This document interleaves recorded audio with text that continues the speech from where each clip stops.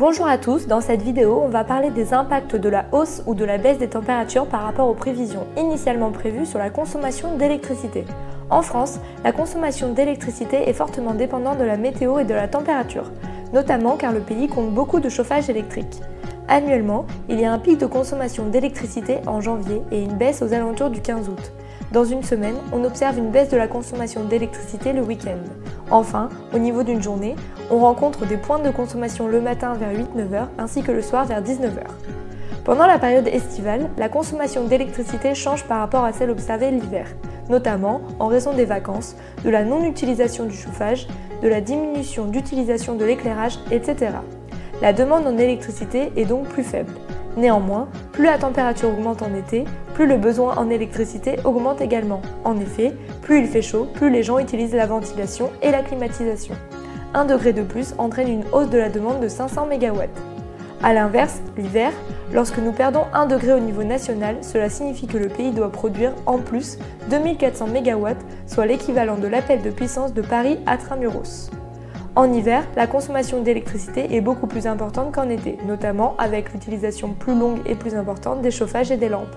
C'est pourquoi le système électrique français est très sollicité pendant les vagues de froid. Afin de réaliser ses prévisions sur la consommation d'électricité française, le gestionnaire de réseau de transport d'électricité RTE prend en considération l'ensoleillement, la météo, ainsi que les données de production des centrales et des énergies renouvelables. Les prévisions permettent alors de prévoir la consommation et la production sur l'année. Quel est alors l'impact lorsque les températures sont au-dessus des prévisions sur la consommation d'électricité ? Récemment, fin février, la France a connu une vague de chaleur pendant l'hiver, avec une consommation d'électricité correspondant à celle d'un mois d'avril. Calibrée sur des températures hivernales, la consommation d'électricité était donc inférieure à ce qui avait été initialement prévu. Le pays a donc produit plus d'électricité que ce qu'elle en a consommé. La vague de chaleur a notamment eu pour impact la diminution de l'utilisation des chauffages électriques. La France a donc exporté son surplus de production aux pays voisins européens, 17 415 MW d'électricité à l'Italie et l'Espagne. Cela représente un volume d'exportation historique. Ces pays ont acheté le surplus d'électricité à la France car leur parc éolien était quasiment à l'arrêt à cause de l'absence de vent et donc leur production en électricité plus basse que prévu. Cela prouve que plus on aura d'énergie renouvelable, plus on aura besoin de consommateurs flexibles. Quel est l'impact à l'inverse des températures en dessous des prévisions sur la consommation d'électricité ? Aujourd'hui, le besoin de flexibilité est surtout présent lorsque les températures sont plus basses par rapport à ce qui avait été initialement prévu. Quand c'est le cas, le réseau électrique français nécessite des capacités de production supplémentaires pour pouvoir répondre à l'ensemble de la demande.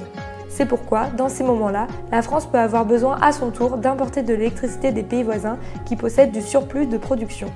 Également, pour pallier au pic de consommation électrique, le réseau électrique peut faire appel au dispositif d'effacement de consommation électrique.